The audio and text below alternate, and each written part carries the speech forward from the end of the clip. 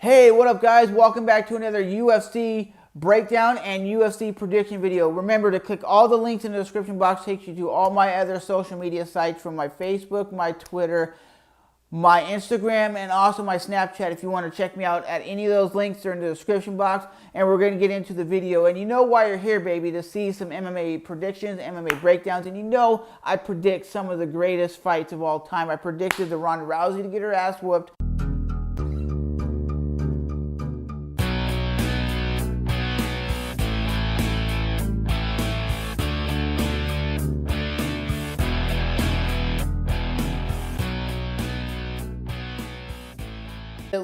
Wow, kind of pinky. So you guys, look at it this way.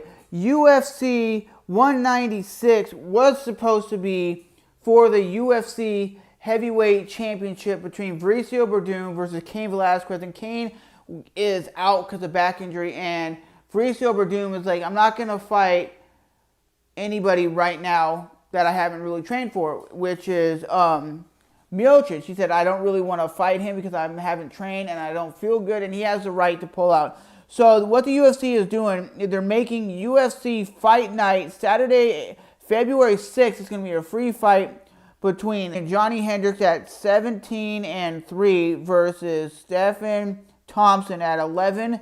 And y'all know what Big Rig's all about. That dude's here to just to come in there, heads going forward, throwing the heavy leather, taking you down. And a lot of people say he's a boring fighter. I don't really consider him the most exciting fighter, but he isn't as boring as some guys. He likes to go in there for a devastating knockout, and I think he has the ability to win this fight. Stephen has a 75-inch reach, so if Stephen uses his reach to his advantage, he can definitely win this fight. We see what long, lengthy fighters have done, from Jon Jones, Conor McGregor, and even the Diaz brothers. They use their reach advantage to win fights, to keep their opponent at bay.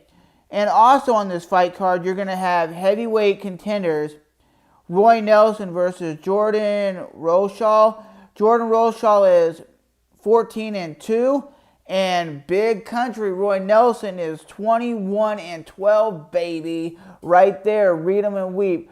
I think Big Country is those guys that everybody knows that might never get a title shot, but he's always in there ready to brawl and ready to knock you out. He's coming in at 265, and Rochelle is coming in at 265 with a 74-inch reach.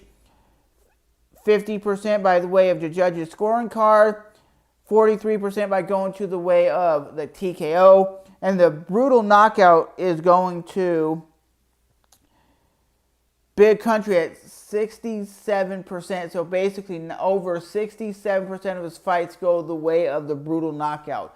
And that is a fight that I think is going to be a really finished fight quickly, because Roy Nelson needs to get back on track. He's on like a 3-fight losing streak, and he needs to come back and brutally knock out this dude Rochelle to be known as one of the best heavyweights. I think he has the ability maybe to get up there to the heavyweight title, but he needs to brutally knock these guys out. But he is a one-trick pony, you know. He doesn't do a lot of stuff that he's known for. He is a great Brazilian Jiu-Jitsu fighter. He knows how to take people and submit them. He submitted Frank Mir in tournaments, but he just doesn't do it when he's in the octagon. He just decides to stand there and bang. And usually he just throws this heavy-handed right hand, and that's it. And that's what people expect from him. So he needs to switch it up. He needs to go for takedowns. He needs to stand and bang, throw leg kicks, and do an all-around MMA game to win this fight. Because that's the UFC Fight Night, 10 p.m., 7 Pacific, live in Las Vegas. So it's going to be a Fight Night card instead of a pay-per-view card, because the main event is out and they can't get anybody to go. They were saying maybe it would have been Jon Jones. If he can get a title fight, he would have stepped in and fought Miocic. But nobody was like, nah, that fight ain't going to happen. I think Jon Jones would have did some damage and would have won that fight.